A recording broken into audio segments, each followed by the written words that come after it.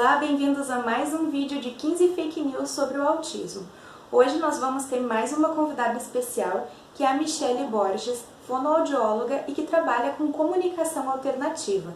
Ela vai explicar pra gente que autistas não verbais podem usar a comunicação alternativa para se comunicar, não sendo impedidos assim de comunicação com as outras pessoas e de poder expressar os seus desejos e necessidades.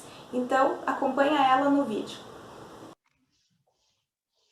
Oi, pessoal, tudo bom? Eu me chamo Michele Borges, eu sou fonoaudióloga, especialista em disfagia, fonoaudiologia neurofuncional e linguagem, e pós-graduada em transtorno do espectro autista. Eu trabalho bastante com comunicação aumentativa e alternativa, e é por isso que eu estou aqui hoje, para a gente desmistificar algumas coisas que falam relacionado à comunicação no transtorno do espectro autista e também ao uso de comunicação aumentativa e alternativa. Então, vamos lá. Bom, primeiro a gente precisa entender o conceito de comunicação e de fala, certo? Comunicação é quando a gente quer passar uma mensagem a alguém. Então, a gente usa de diversos meios de comunicação, sendo um deles a fala, né? Então, eu quero passar uma mensagem, eu vou transformar isso em signo, por exemplo, fala, né? E aí eu passo isso e alguém vai estar recebendo essa mensagem. Então, a comunicação, para acontecer comunicação, necessariamente tem que ter duas pessoas ou mais para ter essa troca, certo? A fala é apenas um dos veículos que vai acontecer essa troca dessa mensagem.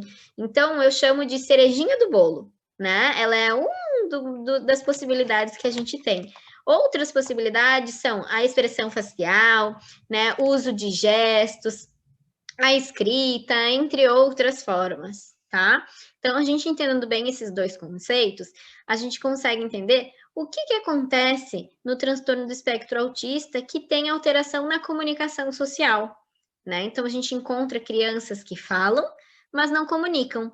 Por exemplo, crianças que ficam cantarolando canções.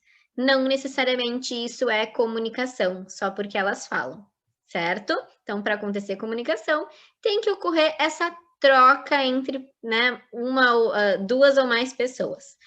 Bom, também há outro mito que é relacionado à comunicação, que já ouvi falar, né, que fulaninho não se comunica só porque não fala. Todo mundo tem alguma coisa para comunicar, nem que seja um desconforto ou que gostou ou quer alguma coisa. E essa comunicação pode ser por um sorriso, por um olhar, né, por uma expressão de que não está gostando, que está desconhecido, aquilo lá não é legal, ou então algum comportamento que muitas vezes a gente acha que é um comportamento inapropriado, mas às vezes é a única forma daquela criança, daquele adolescente manifestar os seus desejos, suas vontades. Né? Então, por exemplo, uma criança que é contrariada e que não gostou do que aconteceu, ela pode se jogar no chão, pode chorar, porque às vezes o choro é a única ferramenta que ela tem para mostrar que não está gostando daquilo. E não é birra, né? Então, nem toda criança que fala está comunicando e nem toda criança que não está falando não está se comunicando, né? Às vezes está se comunicando de outras formas. E por que eu uso a comunicação aumentativa e alternativa? Justamente por isso, porque a gente tem que dar a possibilidade de melhorar, né, dessa criança conseguir manifestar o que quer sem ser com esses comportamentos que a gente não quer.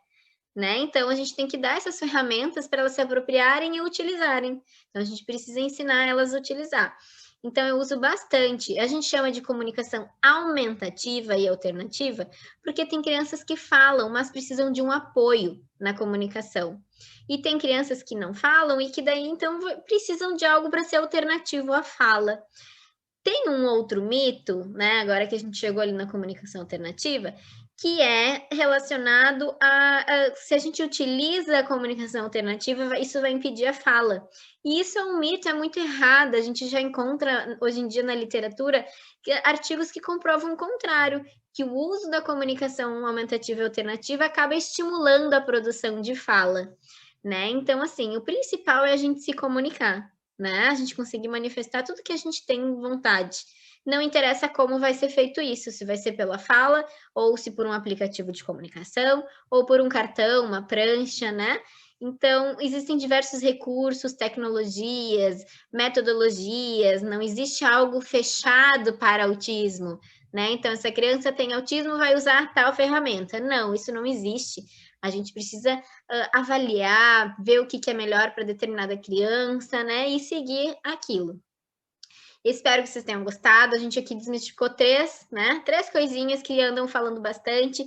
Então, essa questão da fala, que nem toda criança que fala está se comunicando, nem toda criança que não fala, né, ela sempre tem algo para comunicar, e que comunicação alternativa não impede a fala, certo? Se vocês ficarem com dúvida, vocês podem comentar aqui no vídeo, vocês podem me procurar, né, a Fono da Comunicação Alternativa, que eu ajudo vocês a gente entender melhor esse universo, certo? Um beijo, tchau, tchau!